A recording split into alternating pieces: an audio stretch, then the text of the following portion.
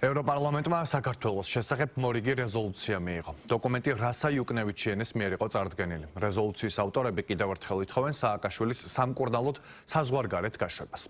რეზოლუციის ავტორები ასევე ამტკიცებენ, რომ საქართველოს სისტემატურად არ ეთანხმებოდა უკრაინის მხარდამჭერ საერთაშორისო და ევროკავშირის ინიციატივებს. ამასთან მათი შეფასებით საქართველო ჯერ კიდევ არ არის თანხვედრაში რუსეთის, ბელორუსის და ირანის წინააღმდეგ დაწესებული სანქციების უმრავლესობასთან.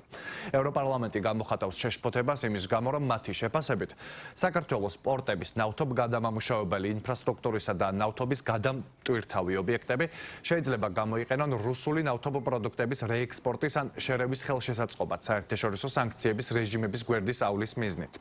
ევროპარლამენტი ხაზს უსვამს, რომ ევროკავშირის და მისი წევრი სახელმწიფოების მიერ ბიძინა ივანიშვილის, ქართული ოცნების ლიდერების, მოსამართლეების, პროკურორების და სხვა თანამდებობის პირების წინააღმდეგ დაწესებული მიზანმიმართული პერსონალური სანქციები მნიშვნელოვანი ინსტრუმენტი იქნება.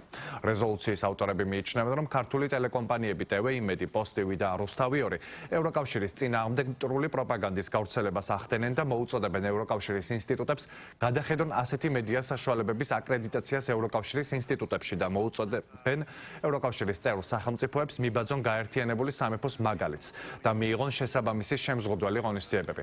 რეზოლუციის ავტორები ასევე ითხოვენ ევროკავშირის გლობალური ადამიანის უფლებათა სანქციების რეჟიმის ფარგლებში სანქციების სიაში შეიტანონ საქართველოს ეროვნული კომუნიკაციების კომისიისა და საქართველოს საზოგადოებრივი მაუწყებლის ხელმძღვანელი პირები. ევროპარლამენტიც, ევროკომისიაც, ნებისმიერი ინსტიტუცია არის ერთ პოზიციაზე და შეუცვლელია ეს პოზიცია, იმიტომ რომ შეუცვლელია სამწუხაროდ ივანიშვილის კურსი, ხო? გრძელდება ადამიანების დაყადაღება, დაკავება უკანონოდ, მათ შორის არადემოკრატიული კანონების მიღება, შესაბამისად შეუძლებელია რამე შეიცვალოს.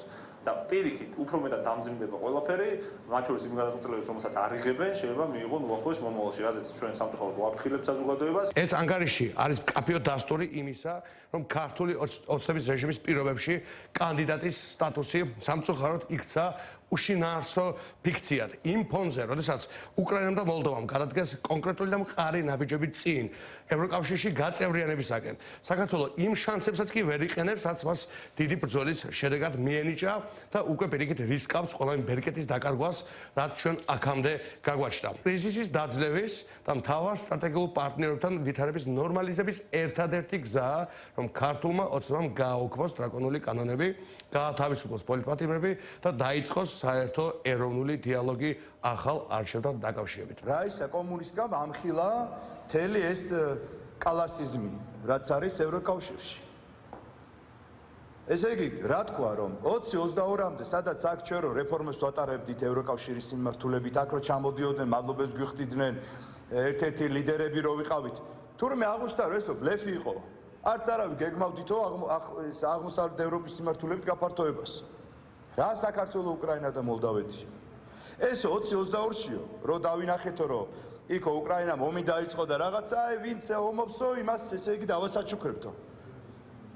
მორიგი სიცრუე, ვისი უკრაინაში ერთი ამბობს გერმანია რომ არ მივიღებთ, გამორიცხულია, ჯერ არ არის გზა და რაღაც და ერთმანეთს აბოლებენ. ამასთან დაკავშირებით სერიოზული კითხვები უნდა დაისვას ევროკავშირის ხელმძღვანელობის მიმართ და რაისას ხა რას მოკითხავ ხა რაისა კომუნისტკას უტიფრობის ზენიტია ეს გალი. ევროკავშირი, რომელიც არის მშვიდობაზე დაფუძნებული და მშვიდობიანი მიზნებისთვის თანასწორობის საკითხებზე შექმნილი ორგანიზაცია, მხოლოდ და მხოლოდ ომის შემთხვევაში ხსნის შესაძლებლობას სხვა ქვეყნებისთვის, რომ ახალი წევრები მიიღოს. რაც კატეგორიულად მიუღებელი არის ჩვენთვის და გამომდინარე იქიდან, რომ ჩვენ ავირჩიეთ მშვიდობიანი პოლიტიკა, ზუსტად ამიტომაც არის, რომ განსაკუთრებული თავდასხმის ობიექტები არის მთლიანად საქართველოს და შესაბამისად საქართველოს ხალხი მიუხედავად ამ შანტაჟისა და თავდასხმის მცდელობებისა, ჩვენი პოზიცია, საქართველოს მოსახლეობის აბსოლუტურ უმრავლესობის პოზიცია დარჩება ურყევად, რომ ჩვენ მხოლოდ ღირსეული ნაბიჯების გადადგმით გვინდა რომ ნამდვილად ევროპული ოჯახის წევრები ვიყოთ, სადაც ისტორიულად